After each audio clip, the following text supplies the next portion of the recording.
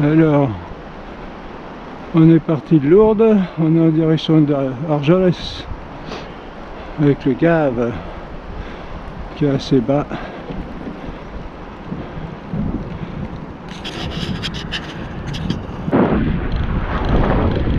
Voilà, toujours en route vers Argelès.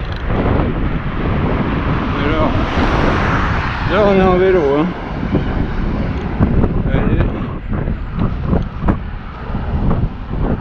Avec deux guidons, un guidon pour la route et puis un autre pour la, je sais pas si vous le voyez là, le deuxième c'est un guidon panoramique, ça me permet de me tenir vertical pour mieux voir le paysage et puis ça repose le dos en même temps. Là on longe le Gave là jusqu'à Argelès, après ça sera Pierrefitte-Nestala, puis après Luz Saint-Sauveur. Et à partir de là, on va monter au Tourmalet.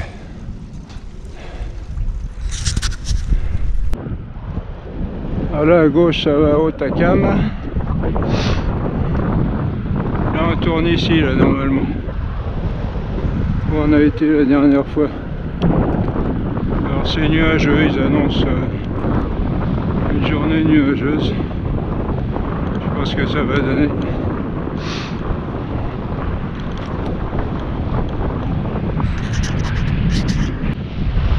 Voilà, Argelès là-bas.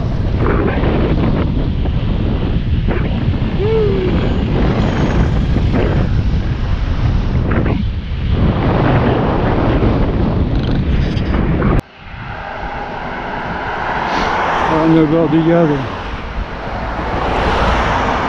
On va vers Pierrefitte-Nestala.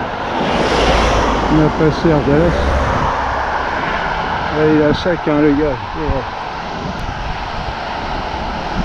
Il n'y a plus beaucoup d'eau. Alors à gauche, là-haut, c'est le Hautacam, dans les nuages.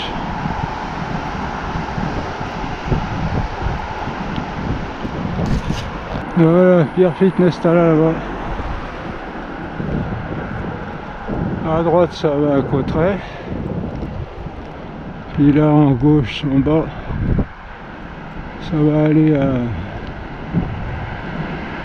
Gavarnie. Luz Saint-Sauveur, Gavarnie. Tout droit. Et Tourmalet à gauche.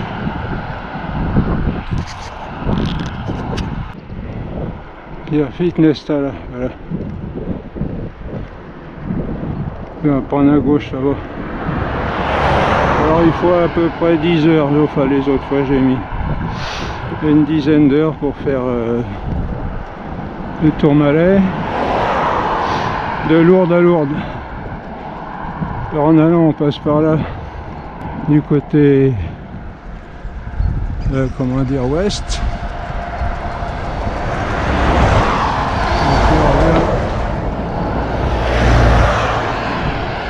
Ils vous rasent, hein. Il y en a ils respectent, mais alors il y en a ils rasent. Et puis on revient par l'autre côté, Bagnères de Bigorre, à l'est.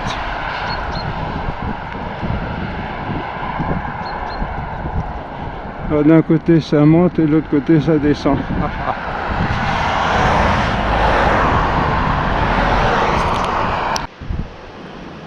Là-bas ça va Cauterets, Pont d'Espagne. On va longer le Gave en remontant sur Luz. Oui, alors ce que je voulais dire aussi, c'est on monte jusqu'à 2115 mètres.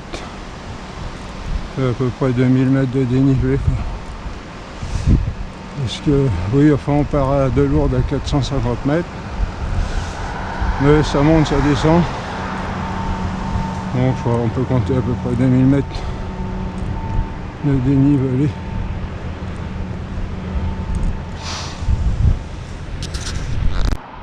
Voilà, là on a passé Pierrefitte. On a le Gave là à côté, c'est très agréable. Un pêcheur. Ah, j'ai pas pensé qu'on est au croisement entre les juilletistes et les aoûtistes. Ah, il y a plein de bagnoles, j'ai pas pensé à ça. Bon, c'est pas très gênant.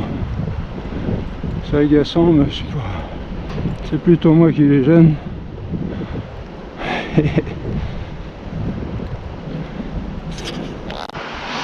Ah, c'est beau ce petit coin là. Le virage du Gave. Ouais, il n'y a pas beaucoup d'eau. Hein. Normalement tout ça c'est recouvert. On va boire un petit café.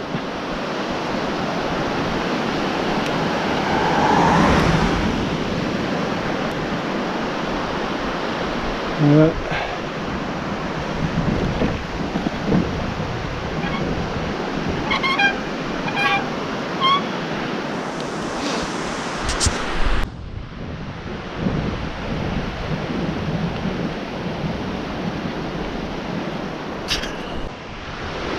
C'est impressionnant. En vélo. En voiture on voit moins bien. Alors on monte là au-dessus du Gave. Mais on va redescendre un peu tout à l'heure. Jusqu'à Luce, Saint-Sauveur, c'est pas très méchant. Mais c'est après. Voilà. Une Porsche. Ça va plus vite qu'un vélo.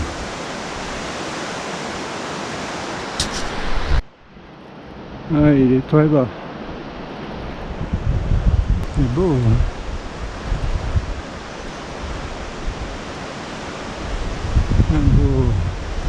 Une belle gorge.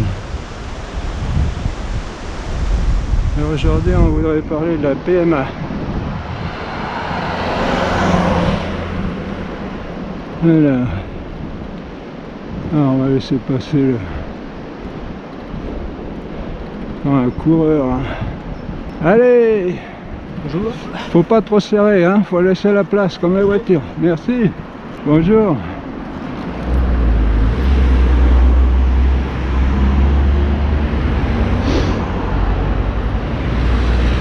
Et alors la PMA, donc un joli nom pour parler d'insémination artificielle en fait, hein, comme les vaches. Bon, à un moment donné quelqu'un disait, un fermier qui faisait ça, je sais pas si elles ont du plaisir les vaches, mais en tout cas ça marche. Bon, alors pour les vaches c'est pour faire des belles bêtes. On prend des beaux reproducteurs. On transforme l'acte naturel en un acte artificiel. Alors déjà là, je me demande s'il n'y a pas un péché quand même. Déjà grave.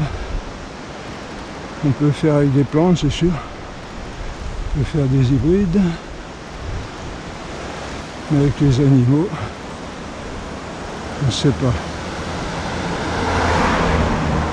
C'est sûr que les greffes, c'est pas naturel. Apparemment. Bonjour.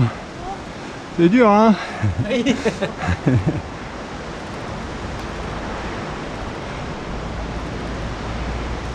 Mais bon, pour l'homme, ça pose un énorme problème. Parce que, déjà,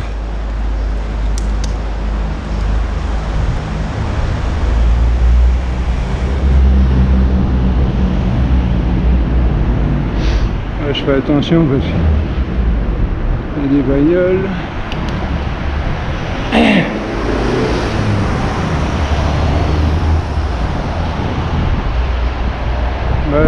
Comme on a dit,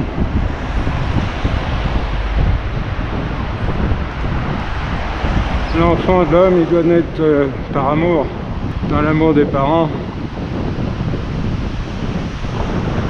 L'enfant c'est le résultat, si on peut dire le fruit. Bon, je sais pas s'il n'y a pas trop de vent là. On va reprendre peut-être tout à l'heure. Oui, alors l'enfant, normalement, c'est le fruit d'amour des parents. Qu'est-ce que c'est que l'enfant? On l'a vu, hein, c'est le fruit. Deux êtres s'aiment, un homme et une femme. Ils s'unissent pas seulement de corps, pas seulement pour accomplir un acte sexuel comme on dit, mais par amour. Et d'abord il doit y avoir le lien du mariage, parce qu'un acte sexuel, ça engage la responsabilité des parents par rapport à un être humain à éduquer tout au long d'une bonne partie de son existence.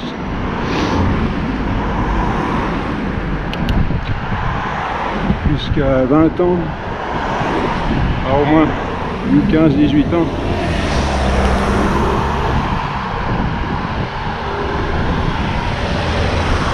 Et l'éducation, c'est de faire un homme libre, faire un être libre, de le remettre entre les mains de sa liberté, et en faire un être divin.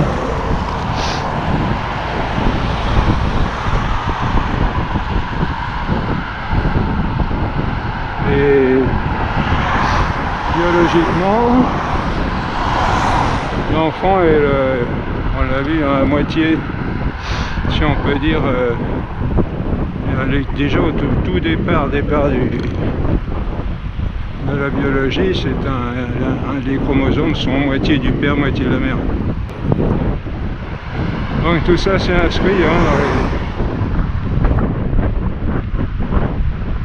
inscrit dans les gènes, etc. C'est scientifique, personne ne peut le nier. Alors, on voit pas comment on arrive aujourd'hui à considérer ça comme de la marchandise, comme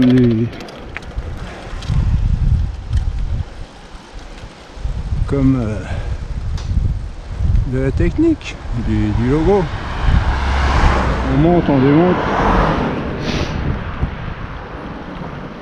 Alors c'est sûr que quand on prend l'homme pour le résultat d'une évolution par hasard, c'est sûr que on peut faire ça. Mais l'homme n'est pas le produit d'une évolution, l'homme est le produit de création de Dieu par amour, qui a voulu créer des êtres à son image, avec le pouvoir de créer eux-mêmes d'autres êtres humains. Quelque chose de fantastique. Quand on n'a plus conscience, on a perdu conscience. Alors on croit manipuler tout ça comme de la quincaillerie. Une vise par-ci, un boulon par-là. Alors, le pire, c'est pour pouvoir donner aux homosexuels d'avoir des enfants. Non mais, déjà l'acte en lui-même est affreux, horrible, une véritable maladie, une monstruosité. Et en plus on veut leur donner des enfants qui ne sont pas eux, puisque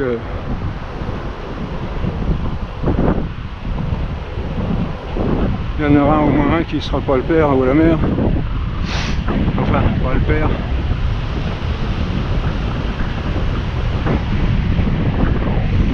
Et puis on peut revenir aussi à ce qu'on a dit la dernière fois ou la fois d'avant, qu'on n'est pas maître de l'existence.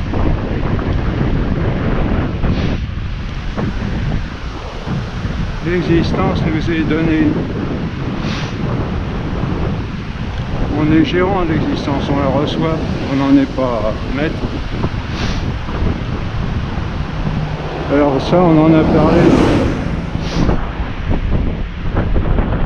On en a parlé à propos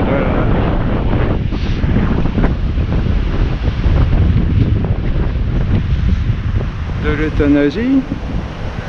Mais on peut en parler aussi à propos de la naissance, PMA, etc., naissance in vitro.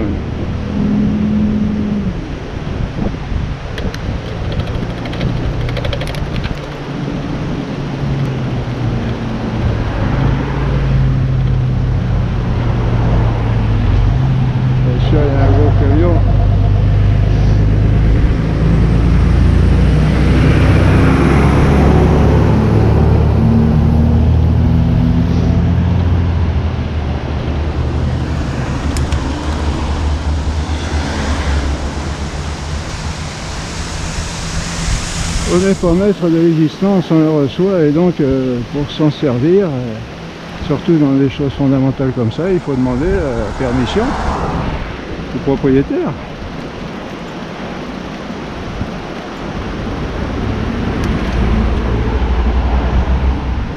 Et le propriétaire, qu'est-ce qu'il dit? Il a mis la moindre des choses, c'est respecter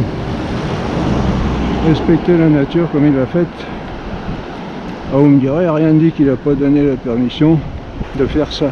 Bon, bah, ça il faut voir. Quand il n'y a pas de clause spéciale, il faut se référer à la nature. Et après, s'il y a une clause spéciale, ça va se trouver dans l'église, l'interprète de la volonté de Dieu. Or, l'église n'est pas d'accord avec tout ça, parce que c'est antinaturel. Alors, vous voyez, on va remonter là-bas, là, dans la vallée, là. Là-bas, c'est l'église Saint-Sauveur. On va remonter. Après ça va remonter sans arrêt. Donc la PMA, c'est une monstruosité, comme l'homosexualité, l'avortement, l'euthanasie, tout ça. C'est contre nature, donc c'est destructeur de la nature.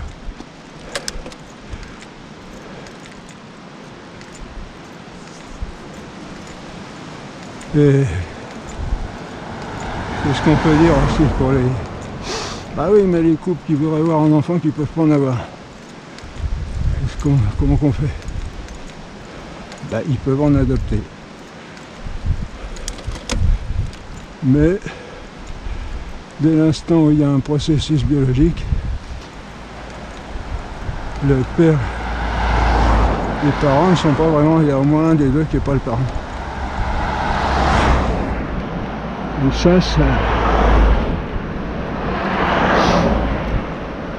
comment dire, ça coupe d'une certaine manière l'indissolubilité du mariage. Moi je dirais même qu'il y a un adultère là. La femme, si elle reçoit le sperme d'un autre, il y a adultère. L'adultère, hein, si on lit bien l'évangile, c'est péché mortel. Et donc c'est l'enfer au bout.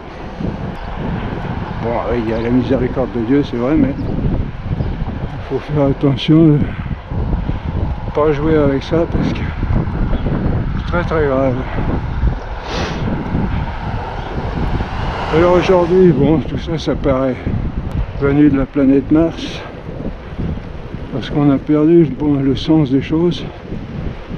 Mais les sens des choses restent comme Dieu reste, demeure éternellement. Il ne change pas au gré des hommes. Alors il s'adapte quand même, hein, il n'est pas, j'allais dire, bêtement rigide. Mais dans les choses fondamentales qui ont été faites une fois pour toutes, on ne peut pas changer comme ça. Au moins sans la permission de Dieu. J'ai déjà dit, la permission de Dieu se trouve chez ceux qui représentent Dieu sur la terre, c'est-à-dire les responsables de l'Église. Et là, il n'y a rien à ce sujet, au contraire. Il y aurait tout contre ça.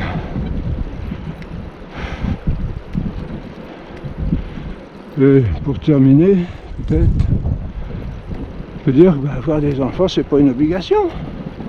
D'abord, même se marier, c'est pas une obligation. Ça fait partie de la nature, et c'est une possibilité. C'est pas une obligation. Alors quand on va nous dire, oui, les pauvres mères, les pauvres filles mères, pas ou plutôt les femmes qui voudraient avoir un enfant, toutes seules, Alors ça aussi c'est contre nature.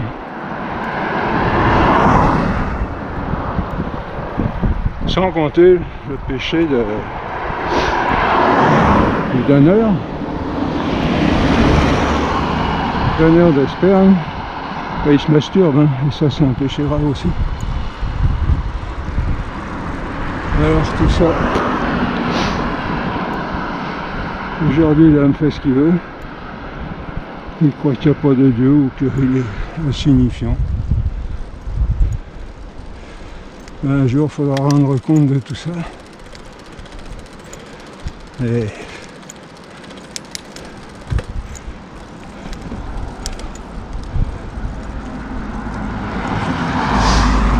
la justice s'accomplira parce que l'homme est mortel, l'homme est passager. Malgré sa grandeur, l'homme est une petite poussière par rapport à Dieu.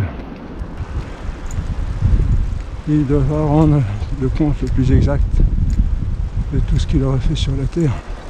Ça aussi, on n'y pense pas.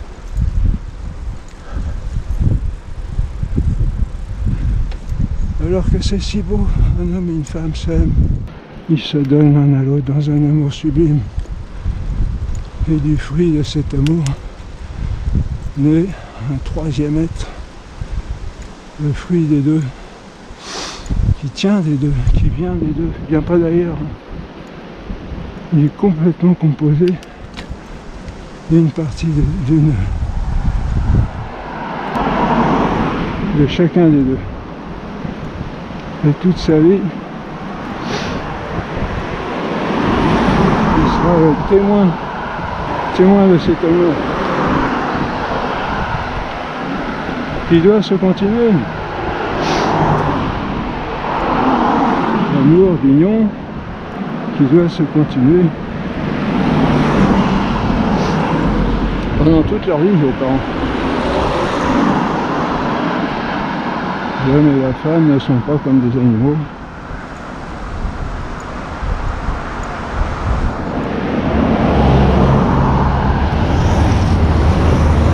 Ils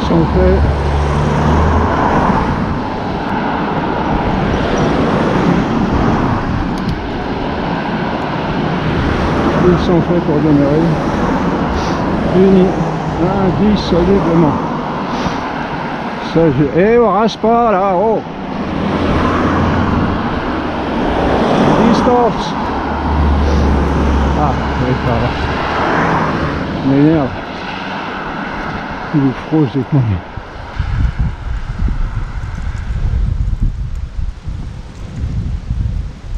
Il m'énerve, pardon Seigneur, il faut pas que je fasse attention.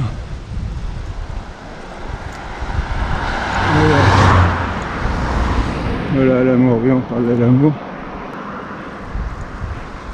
Ah ben, le temps se lève, hein. On avait un temps très couvert ce matin.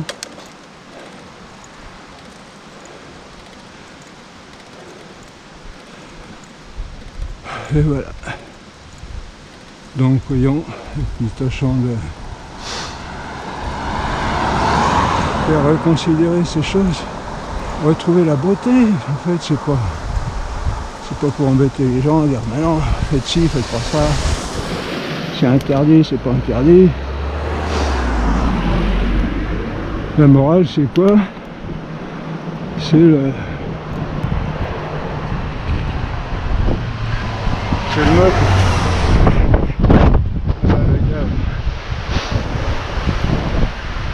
C'est le mode d'emploi pour arriver au bonheur tout bêtement.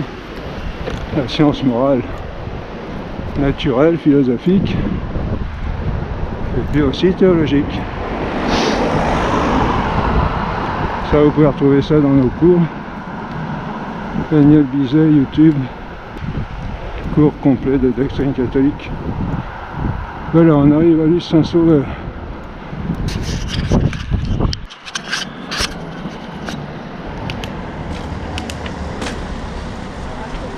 Voilà, l'île Saint-Sauveur, en vélo cette fois-ci.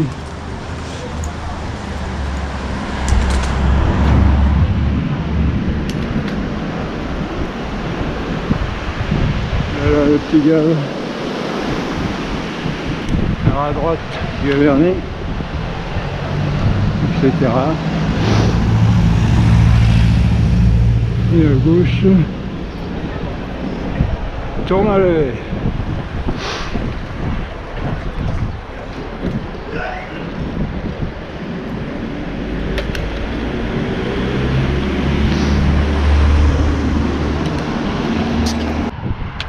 Ah, on va là-haut. Ça fait un peu horrible en effet.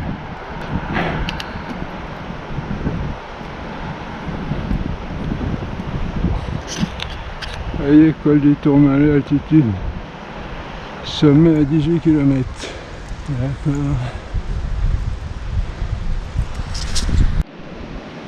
Ah voilà. Elle était un peu en panne. Ah voilà, la route du Tourmalet, là on est à 16 km à peu près.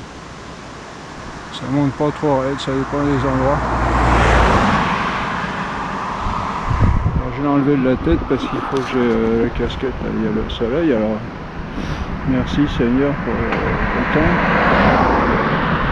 Magnifique, il faisait un temps brumeux, très couvert à Lourdes, et puis voilà, ça se dégage encore. C'est trop gentil.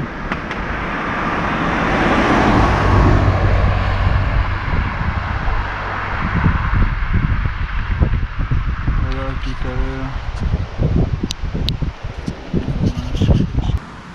Le tout, c'est de faire attention à soi-même.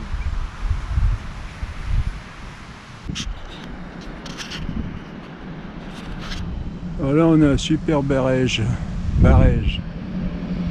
au-dessus de Barège, et on va là-haut.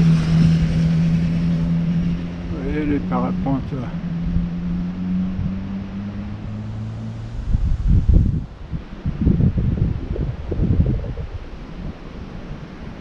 Alors on est, je sais pas, 1500 mètres peut-être, voire 600 mètres à faire.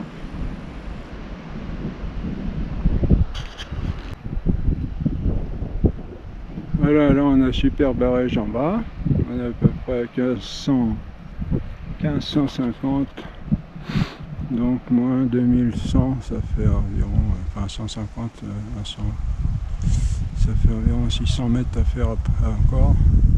On vient de là-bas là, Barège, lui Saint-Sauveur après dans le trou là. Alors il y a beaucoup de monde, beaucoup de voitures, c'est assez gênant. Enfin, disons que on a toujours peur qu'ils viennent vous frôler. Bonjour. Et on va là-haut. Je sais pas si on voit le col là, oui. C'est bien ce qu'on voit là-haut.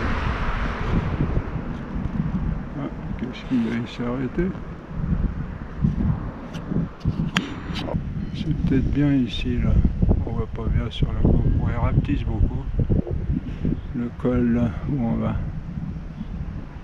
Encore 600 mètres à peu près. Le dénivelé. Très beau, on a un temps magnifique. Alors je mets plus la chose sur la tête parce qu'il faut que je mette la casquette. Et le soleil il tape encore quand même pas mal. Là on a une belle randonnée là dans la vallée là.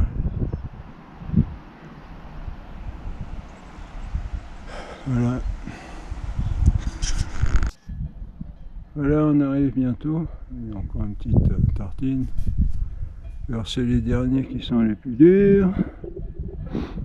Mais alors je mets pas les, je l'ai dit, je mets pas la GoPro sur la tête parce que je vais avoir le, c'est là, je vais avoir la casquette ici là. C'était pas là comme on avait dit tout à l'heure. Alors là on a le pic du Midi. Quelques petits moutons. Et on vient de là-bas. Tout en bas.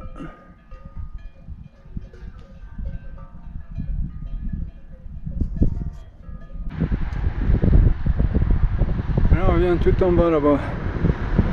On arrive bientôt. Magnifique. Un très beau temps. Un peu trop beau pour faire du vélo, mais bon. Pas trop se plaindre. Il y a plein de parapentes. Les beaux rochers.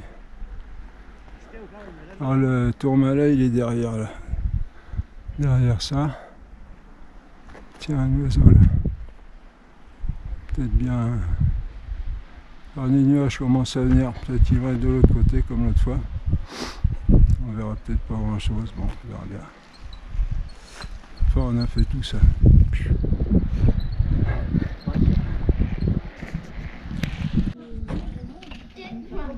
Voilà, on est arrivé.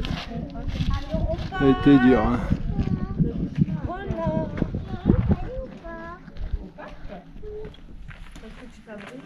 On a fini à pied, un peu beaucoup à pied à la fin. Voilà, c'est magnifique.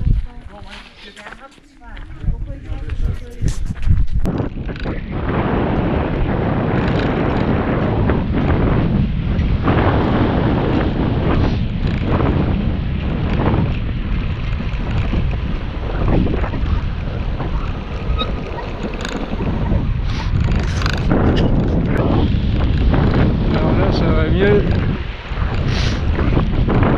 ce côté-là, mais alors comme à chaque fois il y a ces nuages-là. Toujours, à chaque fois que j'ai fait ça, c'est couvert ici.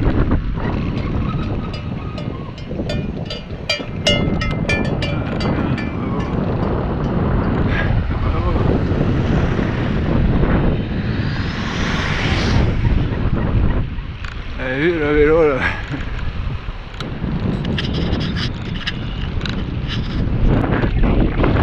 Une station d'hiver dont je me rappelle plus le nom. C'est pas la Mongie.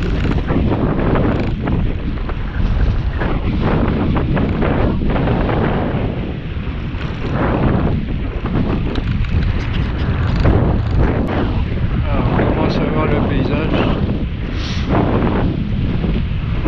Ah bah voilà. Oh là.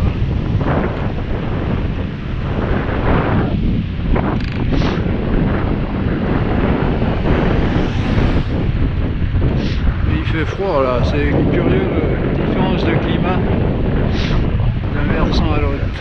La Mongie, si c'est ça, c'est la Mongie.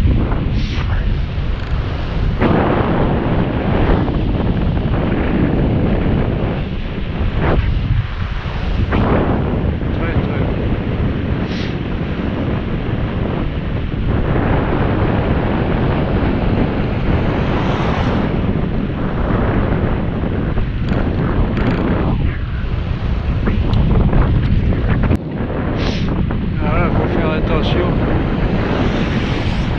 il y a des animaux libertés. Là ils sont chez eux.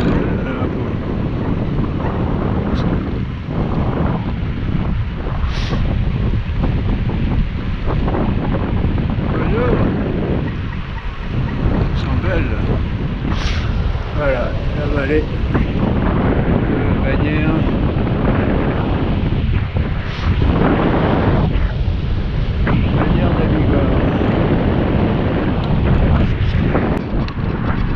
Alors là c'est un point de départ de très belle randonnée.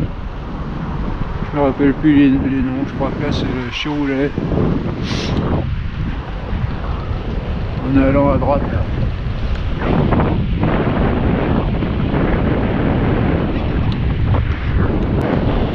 Un petit village en bas.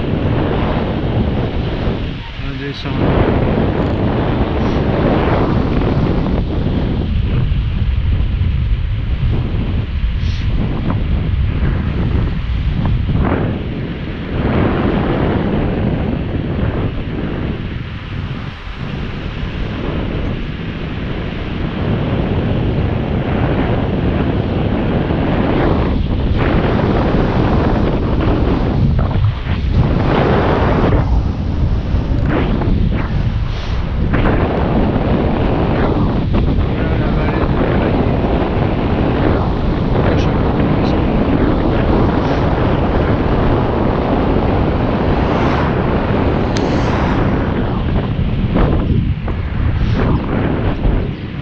c'est la route qui conduit à la bannière de Bigorre.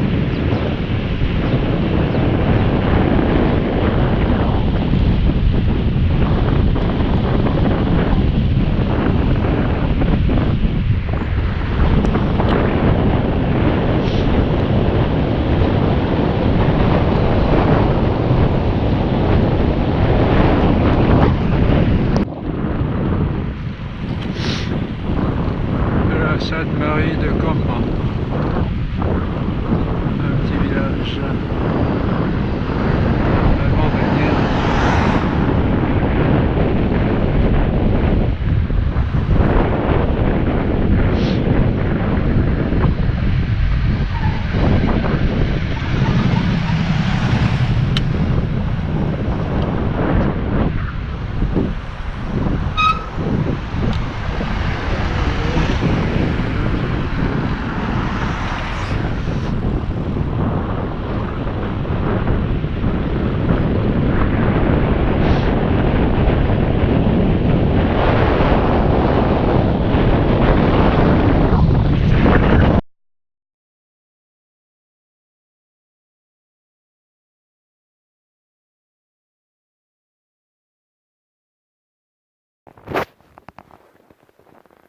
Là, une belle image de la foi, une montée dans la brume, dans le brouillard, sans savoir où on allait, ce qu'on allait trouver.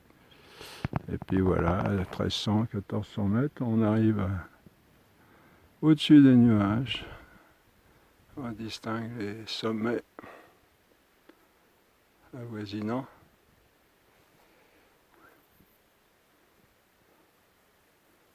Le soleil là-bas qui va se coucher. Voilà, là, c'est en direction de Lourdes, là, par là, et en bas.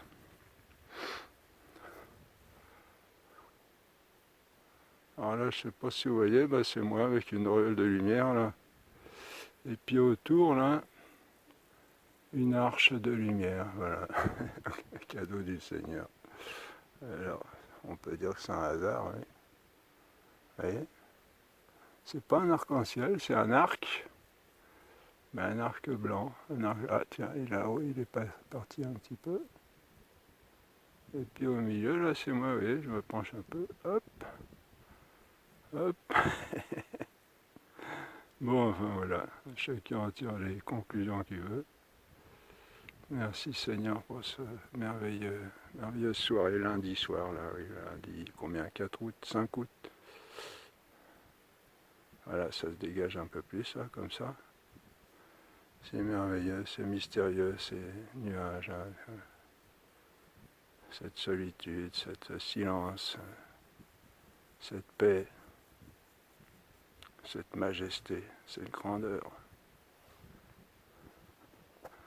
Là, c'est le Caballeros. Ah bah voilà, on voit un peu mieux, là. C'est merveilleux. Ah bah voilà, là, ça se dégage mieux. Tous ces nuages là qui dansent dans la montagne tranquillement. Ils accomplissent leur mission. Ah oui, ça se dégage bien là. Ah, merci Seigneur. Et juste au moment là où j'arrive là, incroyable. Voilà.